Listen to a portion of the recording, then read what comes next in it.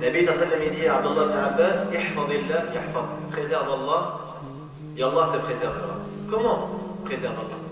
Il préserve ses ordres, préserve ta prière, préserve les obligations, préserve tes membres, préserve ta famille, et Allah Azza wa Jalla te préservera.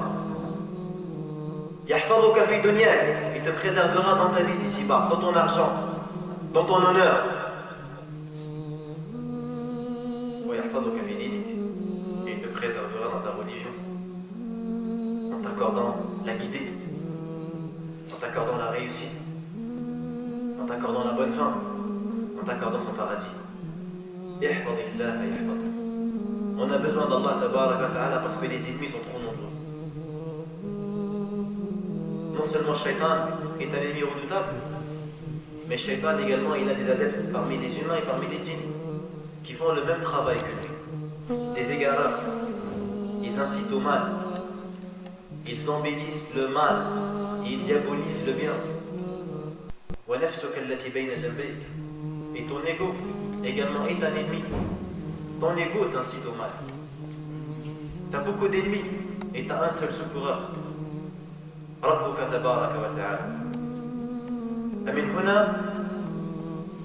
nous allons essayer avec la Allah tabaraka wa ta'ala de se rappeler les uns les autres quelques causes, quelques éléments bénéfiques, Inch'Allah, qui nous permettent justement de trouver ce bouclier et cette citadelle que ni Shaitan ni ses soldats ne peuvent franchir, ne peuvent transpercer.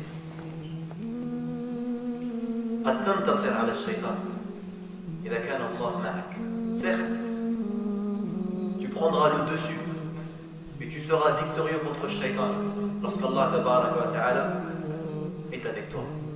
Comment gagner cette bataille qui va durer toute la vie? Premièrement, tu places ta confiance en Allah Azza wa Jalla. Wa tawakkal ala al-hayy alladhi la yamut. Place ta confiance auprès de celui qui ne meurt pas. Une des ruses que Shaitan utilise beaucoup, comme Allah tabaraka wa ta'ala l'a évoqué, c'est de te faire peur. Ash-shaytanu ya'idukum al-faqr wa ya'murukum bil-fahsha. Le Shaitan, il vous promet la pauvreté. Le Shaitan, il utilise beaucoup cette porte-là pour égarer les gens. La peur de la pauvreté, elle pousse les gens à commettre le haram et à avoir une mauvaise opinion vis-à-vis de leur Seigneur.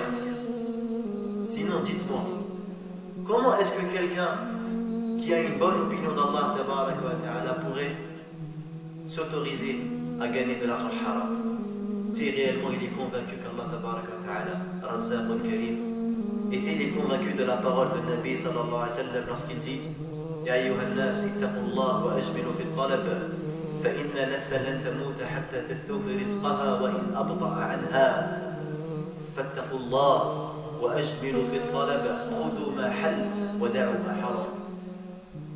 Vous les gens, craignez Allah et demandez la pourvoyance d'une bonne manière. Prenez ce qui est licite et délaissez ce qui est haram. Car aucune âme ne mourra sans recevoir ce qui lui a été écrit, même si la pourvoyance lui est retardée. Fattaqullah wa ajmilu fi talab. Craignez Allah et demandez la pourvoyance d'une bonne manière. Khudhu ma hal. Prenez ce qui est licite wa da'u ma haram. Et délaissez ce qui est interdit. التوكل على الله تبارك وتعالى وتفويض الأمر إليه من أعظم الأسباب. نتعلق بالله عز وجل في الأمور كلها, dans toutes nos situations et notamment dans celle-ci. Et bien sûr, التوكل على الله, sa réelle définition, c'est de placer son cœur auprès d'Allah tout en accomplissant les causes. مع فعل الأسباب. التوكل n'a jamais voulu dire de ne rien faire. D'ailleurs, si vous méditez sur la parole de Nabi sallallahu lorsqu'il dit, d'après Omar ibn Khattab, il rapporte que le Seigneur a dit لو أنكم تتوكلون على الله حق توكله لرزقكم كما يرزق الطير تغدو Si vous faites confiance à Allah comme il se devait, il vous accorderait votre pourvoyance comme il la donne aux oiseaux. Elles sortent le matin le ventre vide et elles reviennent l'après-midi le ventre rempli. Et les oiseaux ici ont fait un mouvement. Ils ont accompli une cause.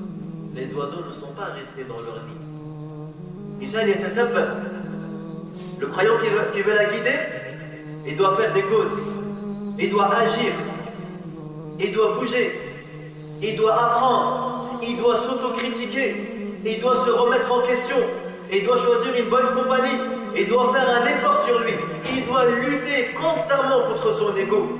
وَالَّذِينَ جَاهَدُوا فِينَا لَنَهْدِيَنَّهُمْ سُبُلَنَا أَلَا إِنَّ سِلْعَةَ اللَّهِ غَالِيَةٌ أَلَا إِنَّ سِلْعَةَ اللَّهِ الْجَنَّةُ. La marchandise d'Allah, elle est chère. Et la marchandise d'Allah, c'est le paradis. Le tawakkul ala Allah, la vraie confiance en Allah Azza wa Jalla implique l'action, la persévérance. Parmi les causes, délaisser les péchés.